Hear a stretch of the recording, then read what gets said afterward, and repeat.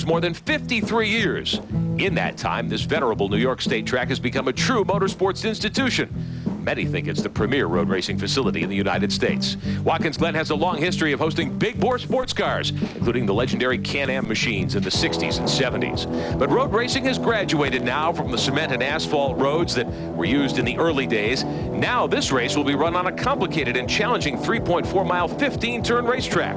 It's 2001, and the Grand American Rolex Sports Car Series promises excitement, entertainment, weather changes, and plenty of surprises during this year's running of the legendary 6 hours at the Glen.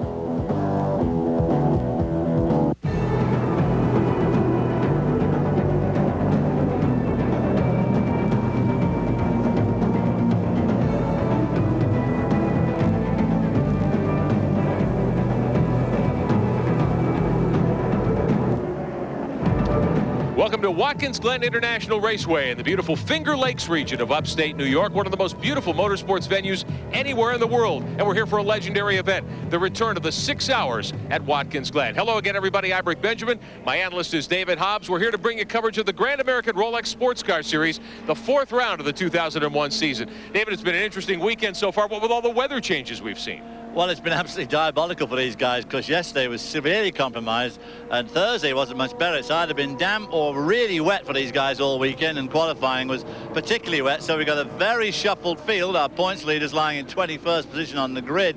And of course the track temperatures changed violently since yesterday. Wet and cold yesterday. It's probably 60 degrees hotter on the track. So they've had no idea how the tyre wear is going to be. This is notoriously tough on tyre wear here at the Glen. So these guys are going to be dialing in these chassis for the entire 6-hour race. It's a good job for some of those guys at the back. It is 6 hours. Now, because of the wet conditions yesterday, 3 of the key teams that participate in Grand Am came to grief yesterday. The 74 team, Jack Baldwin's automobile, the 99 of Larry Schumacher, that beautiful Porsche, and of course the 54 of Terry Borchardt, the jet engineering machine. How will those cars be today? Well, it's going to be difficult for those guys. The 74 car, of course, unfortunately is out, so they've gone back to their older cars. Pity, that was a great-looking new Riding Scott.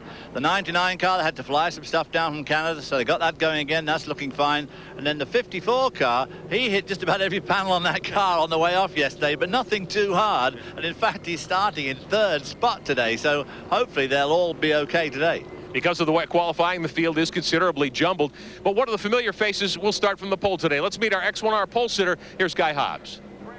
Thanks, Rick. Well, a kind of bizarre grid here for the 6 hour at Watkins Glen, because at 3 o'clock in qualifying yesterday, the skies opened up and we had lots of rain and lots of cars were unable to get laps in, including the number 16. A very bad time, and they are starting way back in the field. Right. What makes that very interesting, though, is that we have 3 different classes of cars starting in the top 4, including the number 89 SRP2 entry, the Nissan Lola of Bruno Saint-Jacques, and also the number 54 GT entry of Terry Borchardt, the BMW, the V8 engine. But at the very last lap of his qualifying session, they had problems and then went off and caused some damage to the car.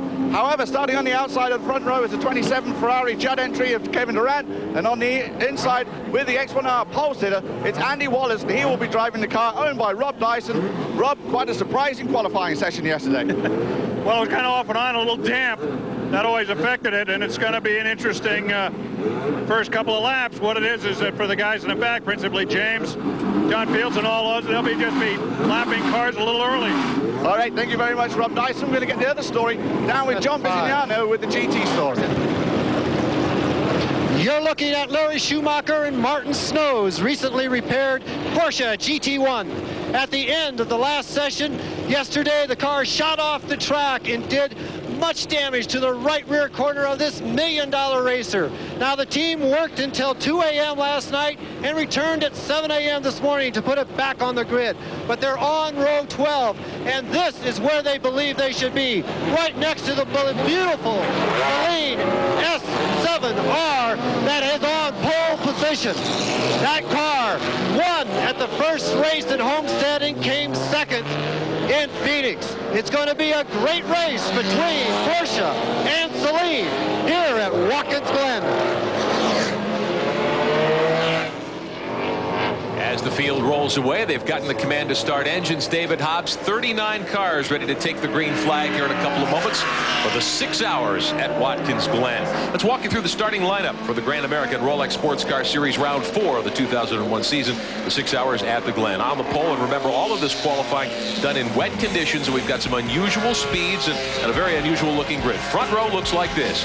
The Andy Wallace, Rob Dyson, Elliott Forbes Robinson 20 car will be on the pole. Didier Tays, Freddie Leinhardt, and Mauro Baldi in the list of Doran Racing, and this is the Ferrari. They brought the Ferrari back, the 27 car, outside row number 1. Second row, the GT machine, the Jet Motorsports BMW of Terry Portuler and Tony Jennings. And in prototype 2, the 89, the Porsche House Racing Nissan Lola of Bruno St. Jacques, Bob Julian, and Greg Pootmans. Third row, in the prototype category, Ross Bentley, John Macaluso, and Brett Sherman, the Miracle Motorsports 6 car. And in prototype 2, the 21, Andy Lally will start the Archangel Motorsports Gemstar Communications machine.